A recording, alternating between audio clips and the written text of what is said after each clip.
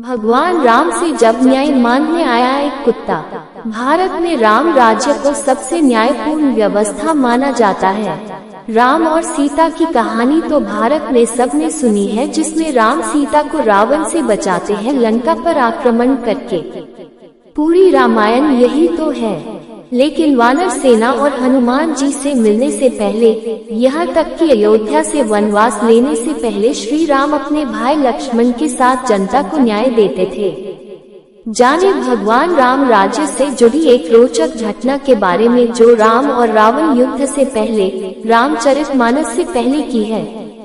गुरु पुराणों में राम के बारे में एक बहुत ही सुंदर कहानी है। प्राचीन काल में इस देश के उत्तरी भाग में एक बहुत प्रसिद्ध मठ था, जिसे कालिंजर के नाम से जाना जाता था। कालिंजर मठ उस समय का एक प्रसिद्ध मठ था। ये रामायण काल से पहले की बात है। रामायण का मतलब है लगभग 5000 साल पहले। राम के आने से पहले भी कालिंजर मठ का खूब नाम था। राम को बहुत न्यायप्रिय और कल्याणकारी राजा माना जाता था। वह हर दिन दरबार में बैठकर लोगों की समस्याएं हल की कोशिश करते थे। एक दिन शाम को जब दिन ढल रहा था, उन्हें दरबार की कार्यवाही समेटनी थी। जब वह सभी लोगों की समस्याएं सुन चुके थे, तो उन्होंने अपने भाई लक्ष्मण, जो उनके परम भक्त थे, से बाहर जाकर देखने को कहा कि कोई और तो इंतजार नहीं कर रहा। लक्ष्मण ने बाहर जाकर चारों ओर देखा और वापस आकर बोले, कोई नहीं है। आज का हमारा काम अब खत्म हो गया है। राम बोले, जाकर देखो, कोई हो सकता है। ये थोड़ी अजीब बात थी। लक्ष्मण अभी अभी बाहर से देखकर आ चुके थे, मगर वह फिर से जाकर देखने के लिए कह रहे हैं।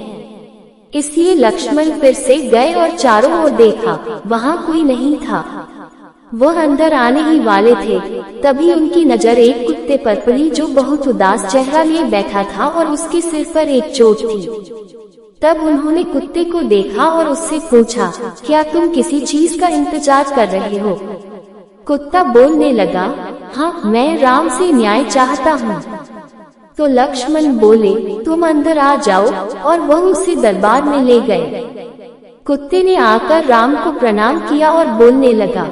वह बोला, हे राम, मैं न्याय चाहता हूँ। मेरे साथ बेवजह हिंसा की गई है। मैं चुपचाप बैठा हुआ था। सर्वथासिद्ध नाम का ये व्यक्ति आया और बिना किसी वजह के मेरे सिर पर छड़ी से वार किया। मैं तो बस चुपचाप बैठा हुआ था। मैं न्याय चाहता हूँ। राम ने तत्काल सर्वथासिद्ध को बुलवा भेजा, जो एक भिखारी था। उसे दरबार में लाया गया। राम ने पूछा, तुम्हारी कहानी क्या है? ये कुत्ता कहता है कि तुमने बिना वजह उसे मारा। सर्वथासिद्ध बोला, हाँ, मैं इस कुत्ते का अपराधी हूँ। मैं भूख से बौखला रहा था। मैं गुस्से में था, निराश था। ये कुत्ता मेरे रास्ते में बैठा हुआ था, इसलिए मैंने बेवजह निराशा और गुस्से में इस कुत्ते के सिर पर मार दिया। आप मुझे जो भी सजा देना चाहें, दे सकते हैं। फिर राम ने यह बात अपने मंत्रियों और दरबारियों के सामने रखी और बोले, आप लोग इस भिखारी के लिए क्या सजा चाहते हैं? उन सब ने इस बारे में सोचकर कहा, एक मिनट रुकिए, ये बहुत ही पेचीदा मामला है।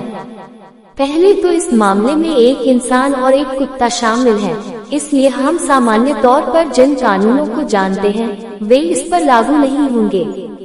इसलिए राजा होने के नाते यह आपका अधिकार है कि आप फैसला सुनाएं।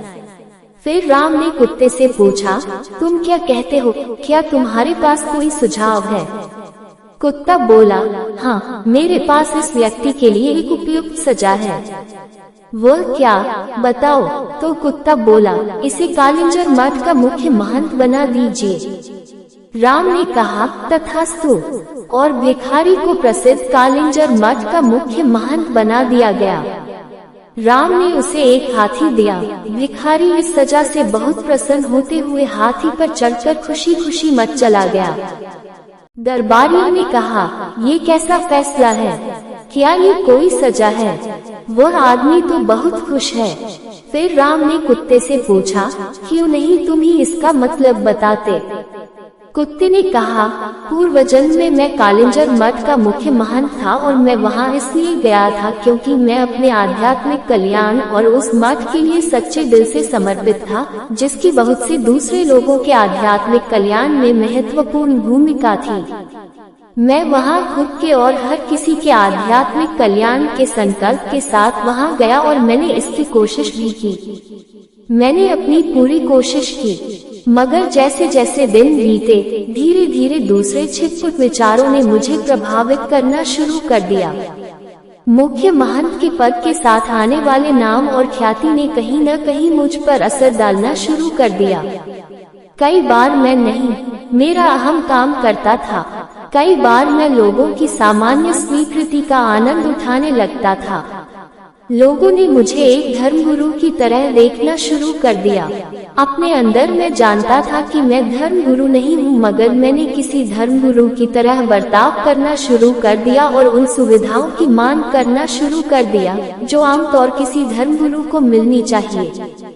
मैंने अपने संपूर्ण रूपांतरण की कोशिश नहीं की, मगर उसका दिखावा करना शुरू कर दिया और लोगों ने भी मेरा समर्थन किया।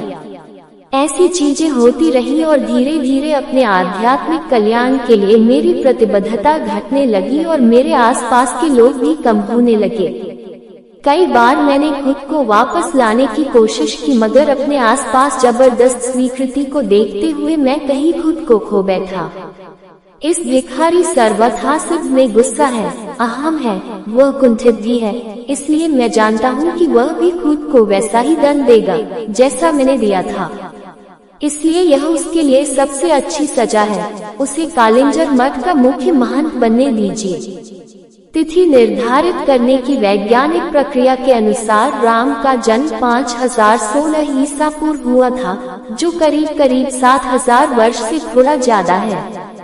7000 साल पहले जब दुनिया के ज्यादातर हिस्सों में शासक बर्बर हुआ करते थे, राम ने एक राजा के रूप में मानवता, त्याग और न्याय की अद्भुत भावना दिखाई। उनका राज्याभिषेक बहुत कम उम्र में ही हो गया था, मगर कुछ सरल परिस्थितियों के कारण उन्होंने राजगद्दी छोड़ दी। ऐसी छोटी मोटी परिस्थिति को ज्यादातर लोग अनदेखा कर देते, मगर राम उसे अनदेखा नहीं कर सकते थे क्योंकि उनके अंदर न्याय की भावना बहुत प्रबल थी। इसलिए उन्होंने राजा का पद छोड़ दिया और अपनी पत्नी तथा एक भाई के साथ राज्य छोड़कर चले गए। वे उनका साथ नहीं छोड़ना चाहते थे और उनके पीछे पीछे चल दिए। तीनों जंगल में सत्ता, सुख सुविधाओं के बिना और गुमनामी में रहे, बहुत सी मुसीबतें झेली। राम ने अपनी प्रिय पत्नी को खोने की हृदय विदारक स्थिति का सामना किया जिसे कोई दूसरा पुरुष उठाकर ले गया था।